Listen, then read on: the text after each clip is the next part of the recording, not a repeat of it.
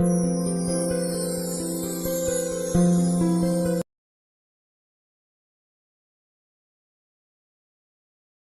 Guys. Dachu എന്തോ പറയാനായി വന്നു പുറകിൽ നിന്നൊരു ശബ്ദം കേട്ടു. ദച്ചുവും താരമയും തിരിഞ്ഞു നോക്കിയതും ഫുൾ സൈസ് സ്കേർട്ടും ഹാഫ് സ്ലീവ് ടോപ്പും ധരിച്ച് മുഖത്തൊരു കൂളിംഗ് ഗ്ലാസ് വെച്ച് നിൽക്കുന്ന പെൺകുട്ടി. ഗൗരിക്കുട്ടി സുഖാണോടാ? ദച്ചു വെച്ചി. ദച്ചു ഓടിപ്പോയി കെട്ടിപ്പിടിച്ചുകൊണ്ട് ചോദിച്ചു. അവളും തിരിച്ച് കെട്ടിപ്പിടിച്ചു. ചേച്ചി ഇവിടെ ഉണ്ടെന്ന് പറഞ്ഞ മുതൽ അവിടുന്ന് ഇങ്ങോട്ട് വരാൻ നിൽക്കുമായിരുന്നു. അത് പിന്നെ എത്ര നാളായി ദച്ചു വെച്ചേ കണ്ടിട്ട്, അതല്ലേ ഞാൻ ഓടി വന്ന്. പുറകിലായി വന്ന ആമി പറഞ്ഞു. ഗൗരി ഒരു ചമ്മലോടെ പറഞ്ഞു, നീ എന്താ ഗൗരി ഈ രാത്രിയിൽ കൂളിംഗ് ഗ്ലാസും വെച്ച്? പെട്ടെന്നാണ് അവളുടെ മുഖത്തിരുന്ന കൂളിംഗ് ഗ്ലാസ് കണ്ട് ദച്ചു ചോദിച്ചത്. ആ അതുതന്നെയാണ് ഞാനും ചോദിച്ചത്, ഇതിപ്പോഴത്തെ ഫാഷനാണെന്ന് ഇങ്ങനെ രാത്രിയിൽ കൂളിംഗ് ഗ്ലാസും വെച്ച് നടക്കുന്നത്. ദച്ചു ചോദിച്ചു കേട്ട് ആമി ചിരിച്ചുകൊണ്ട് മറുപടി പറഞ്ഞു, അത് എവിടുത്തെ ഫാഷനാ ഗൗരി? ആ ഇപ്പൊ ചെന്നൈ ഫാഷൻ ഇതാ. ആമി ആ അത് പറ, ഇപ്പൊ തമിഴന്മാരായിട്ടുള്ള കൂട്ട്. അപ്പൊ ഇതോ ഇതിനപ്പുറം കാണേണ്ടി വരും അല്ലേ ചേച്ചി? ഗൗരി എന്തേ രാത്രി കൂളിംഗ് ഗ്ലാസ് വെച്ചിരിക്കുന്ന പെൺകുട്ടികൾ ആർക്കും ഇഷ്ടാവില്ലേ? Don't they like that?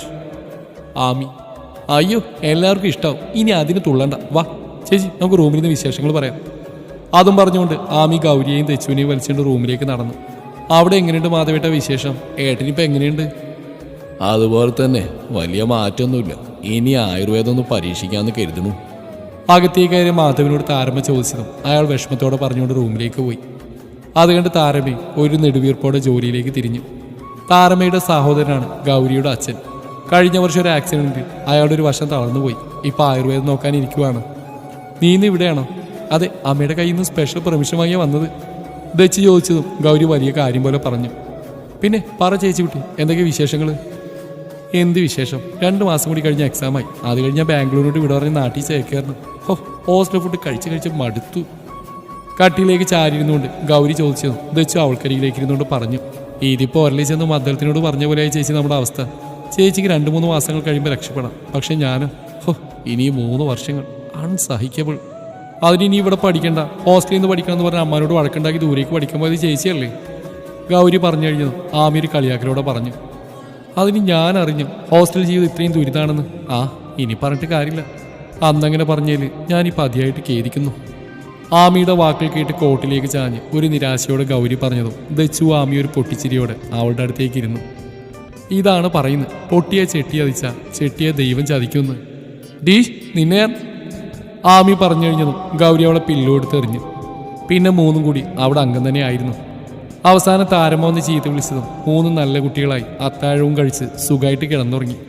പിറ്റേന്ന് വെളുപ്പിന് തന്നെ വെച്ച് ബാംഗ്ലൂരിലേക്കുള്ള വോൾവോ പിടിച്ചു. വർമ്മ ഇൻഡസ്ട്രീസിന്റെ അതിവിശാലമായ ഓഫീസ് ബിൽഡിങ്ങിന്റെ മുമ്പിൽ അമന്റെ SUV മെഴ്സിഡസ് ബെൻസ് വന്നു നിന്നു. ഗാർഡ്സ് വന്ന് ഡോർ തുറന്നെടുത്തും അവൻ അതിവേഗം ഇറങ്ങി ഓഫീസിലേക്ക് നടന്നു. ഹരിയോട് ക്യാബിലേക്ക് വരാൻ പറയൂ. ലിഫ്റ്റിൽ നിന്നിറങ്ങി MDയുടെ ക്യാബിനിലേക്ക് കയറും മുമ്പേ പുറകിലായി വന്ന പിയോട് അവൻ പറഞ്ഞു. ശേഷം ക്യാബിനിലേക്ക് കയറി തൻ്റെ സീറ്റിലേക്ക് ഇരുന്നു. ടേബിളിൽ നിന്ന് ഫോട്ടോയിലേക്ക് അവൻ്റെ കണ്ണുകൾ പോയി. അല്പസമയത്തിന് ശേഷം ഡോറിൽ നോക്ക് ചെയ്യുന്ന സൗണ്ട് കേട്ടു. May come in sir? Yes. Door തുറന്ന് അകത്തേക്ക് കയറിയ ഹരി കാണുന്നു. ടേബിളിലെ ഫോട്ടോയിലേക്ക് നോക്കി ഒരു പുഞ്ചിരിയോടെ ഇരിക്കുന്ന അമനെയാണ്. എന്താണ് മോനെ മുഖത്തൊരു അവിഞ്ഞ ചിരി? ഹരിയുടെ ശബ്ദം കേട്ടാണ് അവൻ ഫോട്ടോയിൽ നിന്ന് കണ്ണുകൾ മാറ്റിയത്. New photo? വാട്ട്? പുതിയ ഫോട്ടോസ് തരാൻ. ആ ഗോപ്പെ നീ അത് കളിക്കുവാണോ? ഇന്നലെ ഒരുത്തനെ കൊന്നുകൊല വിളിച്ചിട്ട് അതെന്തായി എങ്ങനെയായി ഇതൊന്നും അറിയണ്ട. അവൻ രാവിലെ വന്ന് ഫോട്ടോ അന്വേഷിക്കുന്നു. ഹരി ദേഷ്യത്തോടെ പറഞ്ഞു. അവനൊരു പുഞ്ചിരിയോടെ ഇരുന്നേ ഉള്ളൂ. അത് കണ്ടതും ഹരി വീണ്ടും ദേഷ്യത്തോടെ അവനെ നോക്കി. എന്താ ഹരി നീ ഇങ്ങനെ ടെമ്പർ തെറ്റാതെ? അതൊക്കെ നീ കൃത്യമായിട്ട് ചെയ്തിട്ടുണ്ടെന്ന് എനിക്കറിയാം. പിന്നെന്തിനാണ് ഞാൻ ചോദിക്കുന്നത്? നീ ഇപ്പോൾ പുതിയ ഫോട്ടോസ് പോലെ എടുത്തെങ്കിൽ ഇങ്ങത്താ. നീ ഇന്നലെ ബാംഗ്ലൂരിൽ നിന്ന് വെറും കൈയോടെ വരില്ല എന്ന് എനിക്കറിയാം. ലാബുല്ലേ ഞാനെന്തുവാടാ നിന്റെ ഫോട്ടോഗ്രാഫറോ? ചോദിക്കുമ്പോൾ ഫോട്ടോ എടുത്തുകൊണ്ട് വരാൻ. അവൻ്റെ ചോദ്യം കേട്ടതും അവൻ അലറിക്കൊണ്ട് ചോദിച്ചു. മോനെ ഹരിക്കുട്ടാ, മോനെ ഒരുപാടങ്ങ് അഭിനയിക്കാതെ അതിങ്ങത്താ. അത് കേട്ടതും അതുവരെ ദേഷ്യത്തോടെ അവൻ്റെ മുഖം മാറി അവിടെ പുഞ്ചിരി നിറഞ്ഞു. എൻ്റെ ആക്ടിങ് ഒട്ടും പോരാ അല്ലേടാ? നിന്നെ ഞാൻ ഇന്നും നിലയും കാണാൻ തുടങ്ങിയതല്ലോ. ഫയലുകളുടെ ഇടയിൽ ഒളിപ്പിച്ച് വെച്ച ഫോട്ടോ എടുത്ത് അവൻ്റെ കയ്യിലേക്ക് കൊടുത്തുകൊണ്ട് ഹരി ചോദിച്ചതും അതിന് മറുപടിയാവും പറഞ്ഞു. എനിക്കിത് അവരോട് പറഞ്ഞാൽ പോരെ? എന്നിട്ട് വേണം ഒരു മൈക്ക് സെറ്റും വെച്ച് വീട്ടിലും നാട്ടിലും മൊത്തം പാട്ടാക്കാൻ. ഓരോ ഫോട്ടോസും നോക്കുന്നതിനിടയിൽ ഹരി ചോദിച്ചു കേട്ട് അമ്മ പറഞ്ഞു. നിറഞ്ഞ ചിരിയോടെ അവൻ ആ ഫോട്ടോസ് നോക്കുന്ന ഒരു പുഞ്ചിരിയോടെ ഹരി നോക്കിയിരുന്നു. ഡാ ജെയിംസ്, അവൻ എന്ത് ചെയ്യാനാ പ്ലാന്? കുറച്ച് സമയത്തിന് ശേഷം ഹരി ചോദിച്ചതും അവൻ തല ഉയർത്തി അവനെ നോക്കി. അവൻ്റെ ചുണ്ടിലൊരു പുച്ഛച്ചിരി ഉണ്ടായിരുന്നു. അവൻ കളിക്കട്ടെ, എവിടെ വരെ പോകുമെന്ന് നമുക്ക് നോക്കാം. കളിച്ച് അവൻ തളരുമ്പോൾ നമുക്ക് തുടങ്ങാം. അത് പറയുമ്പോൾ അവൻ്റെ മുഖം വലിഞ്ഞു മുറുകിയിരുന്നു. റിലാക്സ് മാൻ. ഹരി അവനോട് പറഞ്ഞതും അവനെ നോക്കിയൊന്ന് പുഞ്ചിരിച്ചുകൊണ്ട് ആ ഫോട്ടോസ് അവൻ്റെ ടേബിളിലെ ഡ്രോയറിൽ വെച്ചു. പൂജ, കം ടു മൈ ക്യാബിൻ. അല്പസമയത്തിന് ശേഷം അവൻ ഫോണെടുത്ത് ആരെയോ വിളിച്ചുകൊണ്ട് പറഞ്ഞു. എന്താടാ ഇരുന്ന് കിണിക്കുന്നേ?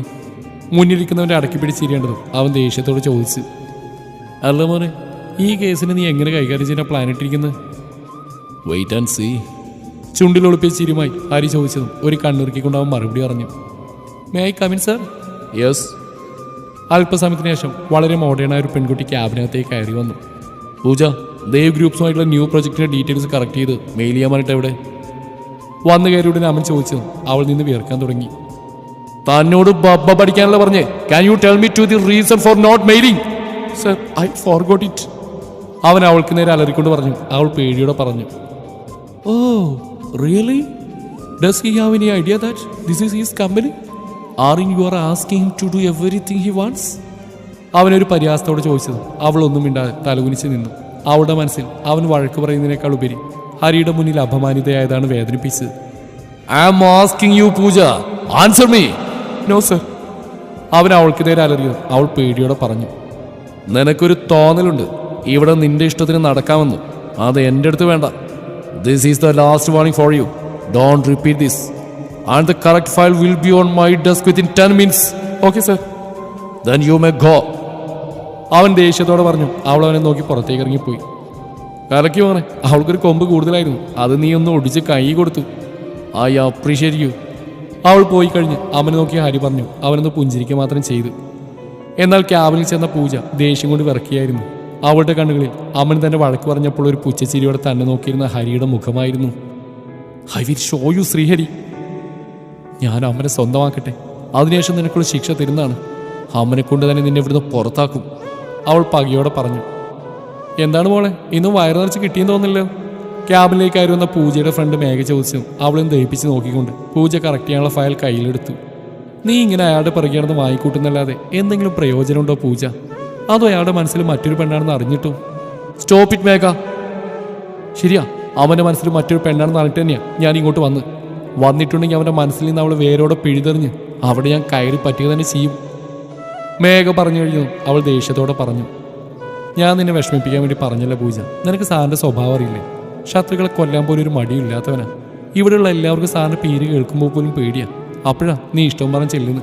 അയാളുടെ കൈ കൊണ്ട് നീ ചാവാതിരുന്ന ഭാഗ്യം. മേഘ പറഞ്ഞതിന് മറുപടിയൊന്നും പറയാതെ പൂജ മിണ്ടാതിരുന്നു. പേടിക്കണം പൂജ, അയാളെ നന്നായിട്ട് പേടിക്കണം. ആ മാർക്കറ്റിങ്ങിലെ വിക്രമിന് 2 ദിവസമായിട്ട് കാണാനില്ലെന്ന് കേട്ടു. ന്യൂ പ്രൊജക്ടിൻ്റെ ഡീറ്റെയിൽസ് വേറെ കമ്പനിക്ക് ചോർത്തി കൊടുത്ത അയാളെന്നാ പറയുന്നത്. ചതിക്കുന്നവരൊരു ദാക്ഷിണ്യം കൂടെ കൊന്നുകളാൻ അവൻ സാറിന് യാതൊരു മടിയുമില്ല. അവൻ സാറിൻ്റെ കയ്യിൽ അവൻ പെട്ടിട്ടുണ്ടെങ്കിൽ ഇനി അവൻ പരലോകം കാണില്ല, കൊന്ന് കുഴിച്ച് മൂടിയിട്ടുണ്ടാവും. നീ ഒന്ന് വെറുതെ ഇരിക്കുന്നുണ്ടോ മേഘ, മനുഷ്യനെ പേടിപ്പിക്കാനായിട്ട്? മേഘ പറഞ്ഞു കഴിഞ്ഞതും പൂജ അവളുടെ നേർക്ക് നോക്കി ദേഷ്യത്തോടെ പറഞ്ഞു. ഇതിപ്പോൾ നീ അയാളോട് പോയി ഇഷ്ടമൊന്നും പറഞ്ഞിട്ടില്ലല്ലോ, ഒന്നുകൂടി ആലോചിച്ചിട്ട് പറഞ്ഞാൽ മതി. എന്തായാലും ഞാൻ പറയാനുള്ള പറഞ്ഞു, ഇനി ബാക്കിയൊക്കെ നിന്റെ ഇഷ്ടം. അവൾ അതും പറഞ്ഞുകൊണ്ട് പുറത്തേക്ക് ഇറങ്ങിപ്പോയി.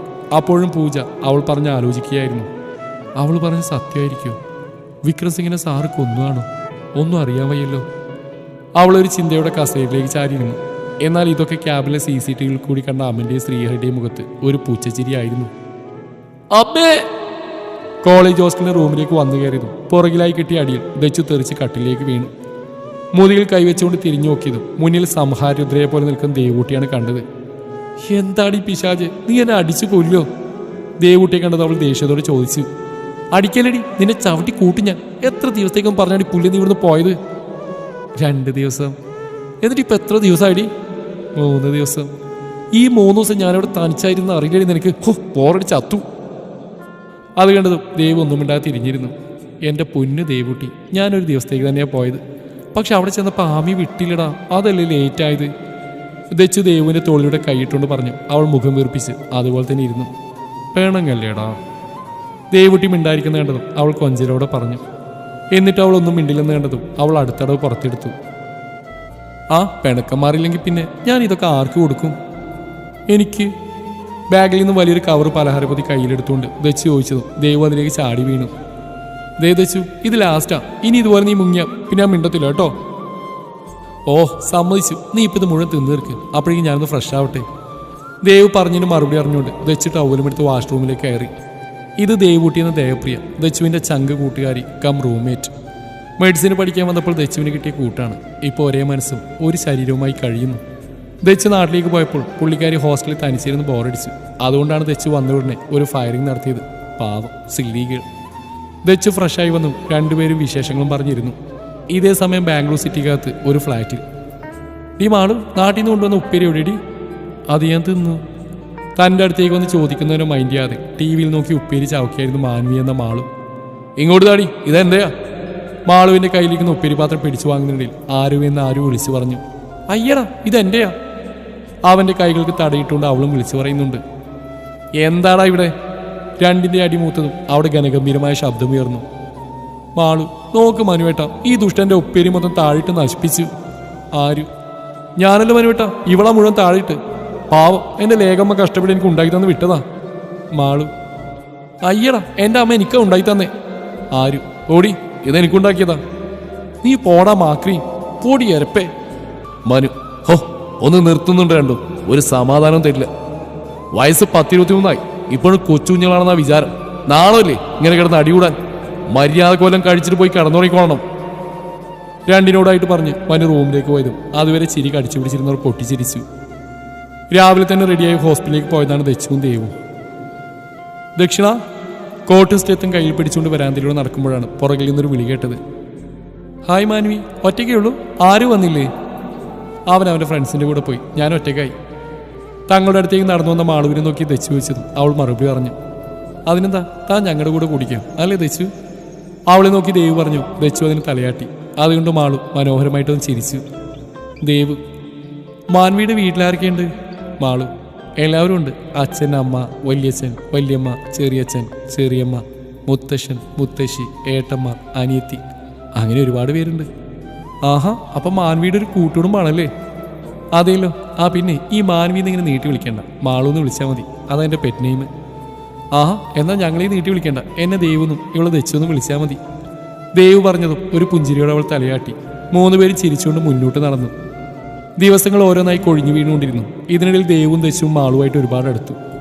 മാളു ശ്രീവർമ്മ മെഡിക്കൽ കോളേജിൻ്റെ MD-യുടെ അനിയത്തിയാണെന്ന് അവർ പിന്നീടാണ് അറിഞ്ഞത്.